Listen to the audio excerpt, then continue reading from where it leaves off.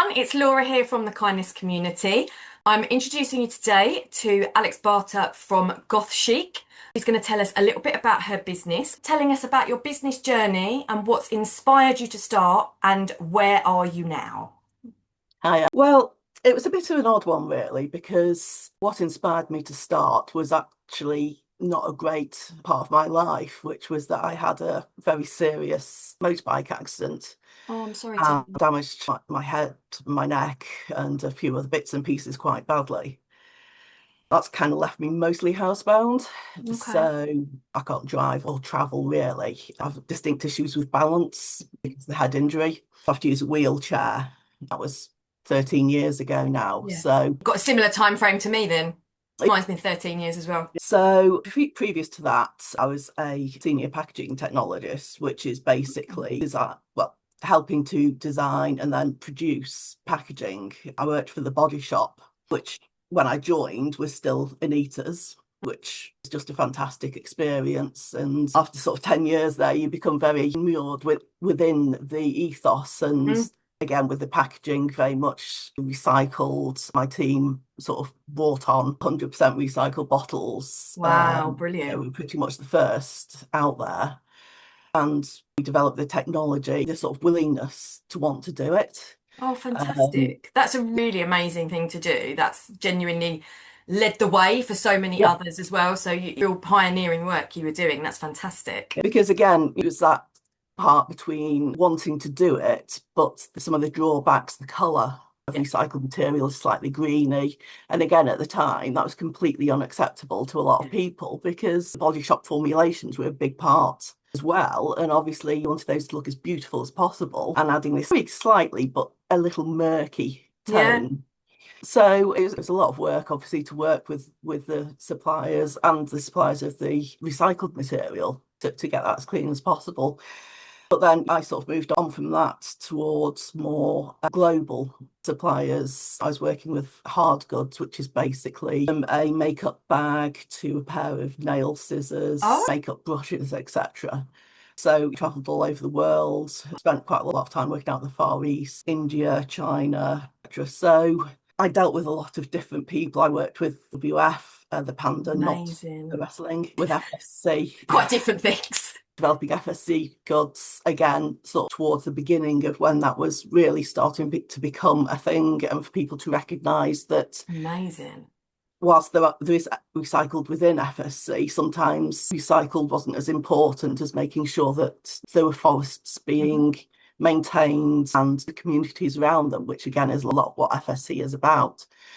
So after spending a long time doing that, I also worked with a few charities. I was a blood biker in my spare time. So I was like moving blood around for the NHS Oh, as a wow. charity. You're Sort of like, obviously a lady with a really big heart. You're a very good fit for our kindness community. well, it became almost second nature. I always did a bit of charity and all the rest of it, but the body shop, it was so focused on, it was literally a part of your job. And because it was a very family orientated company at the time, you did it in your spare time as well.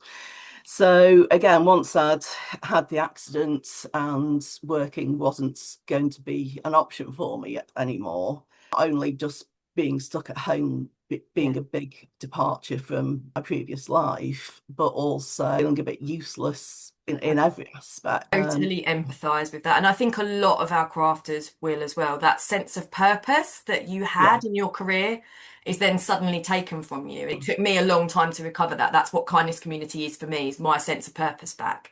I'm sure for you, your business is giving you that back again and again, create throughout. again and in the world, just in a different way. Because what actually got me going was my wedding. Oh, Uh, wow. and again, I sort of wanted more of a being in the sort of gothic side of things. I had a mostly black wedding dress with a quite intricate maroon corset. Oh, And wow. so I wanted sort of fairly matching jewellery, but there wasn't any. So many businesses are born out of that thing that you want doesn't exist. So you Yeah. create it. That's the beauty of being creative, isn't it?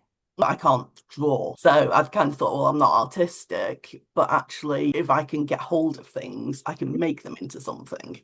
So I got a load of Swarovski crystals, silver wire, and got going. A bit of YouTubing video. Amazing. I really enjoyed it, and I sort of made myself a choker with quite a lot of beaded detail. I mean, I Oh, really enjoyed doing it. I wanted something that was gothic-y but not tacky. Couldn't find it, so other people will probably struggle as well, and that's kind of what started me going. fantastic. And discovered a few amazing suppliers because, again, part of it was I can't just buy things from anywhere. Yeah. It's too ingrained in me. I can't just get it from Amazon and Yeah. not care. So I found some amazing suppliers, and like the lady who supplies my beads is a lovely lady, but she works almost exclusively with a family business in India.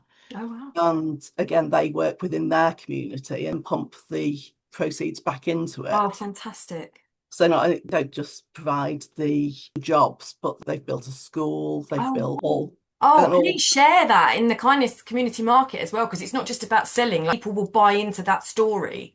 How Yeah. much you care to have sourced that. That's a selling point as far as I'm concerned. So definitely share that. That's really fascinating. And again, within the business themselves, if they're colouring something, they'll use only plant dyes so that they're not handling anything nefarious or nasty chemicals or anything. Well, that's really important. And obviously, from my point of view, that the beads themselves, I know that they're completely safe for obviously the skinwear, etc. And again, I use British companies where I need to. I buy mostly, not quite all, because not everything comes in recycled, but my wire or my sheet, a lot of my findings or my chains are recycled silver, and I buy Fantastic. them. And then again, within using them, I'll have offcuts from something once I've cut it out, and that goes into my scrap, and then that gets melted down and made into something else. Oh, brilliant. Again, share that. That's exactly the kind of thing that is part of your story that we want to know about, that you're not selling cash from Temu beads. This is real heart in this jewellery. And it shows how much you care. And people buy from people, don't they? So learning Mm, all of that, straight away, I want to buy from you a lot more than I want to buy from Amazon. So that's really, make sure you share that, because I think we've yeah, got a lot of people in our community who would really value that as well. I'll make sure that I'm a bit more vocal. Again, my packaging is all recycled. Packaging being my thing, I'm well aware of the recyclable that is always tossed around. I want it to be recycled Hmm. from the beginning. So tracking down suppliers that then will actually give you the detail was a little tricky. Again, managed to find a supplier that is able to sell me both. Oh, that's incredible. The amount of thought that has gone into all of that, and that really plays into the whole ethos of your business. That's a real selling point, I would say. No, it has to be that if I'm using something virgin or man-made, there's a reason for it, Yeah. and it's because it doesn't exist Yeah.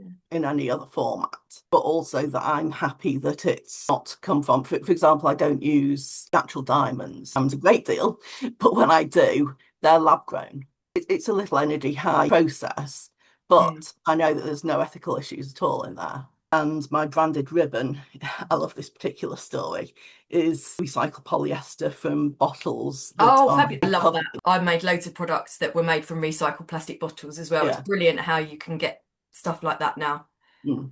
So recovered from by sort of communities that are struggling. Oh, Uh, fantastic. Even better. it's a great story, but they're so beautiful as well. They're Yeah. beautifully soft Yeah. and I can vouch for that as well, having used similar products myself, that you would yeah. expect them to be crinkly and plasticky, and it's not at all. Mm. You don't get that feel from them. Yeah, because Um, again, at the end of the day, it's still a brand, and mhm. for jewellery, it needs a level of quality. I pay a little bit more for the gems from sources that I'm happy with. And so packaging needs to reflect that. It's difficult to sell sometimes, Mm. idea when it takes quite a bit of explanation. That's one of the reasons I wanted to do these case studies, because I think we've got these amazing businesses with amazing stories. And lots of us are sort of one-man band type things, and it's, you're nervous about putting ourselves out there, and it's scary, and imposter syndrome kicks in, and Oh, so yeah. on. And actually, this is an opportunity to really showcase the amazing work that goes on in our community. And your business sounds incredible. I'm totally sold. And I didn't know any of that particularly before. So Mm. it's an education for me as well. And so then obviously for the rest of our customers in the market as well, which is fantastic.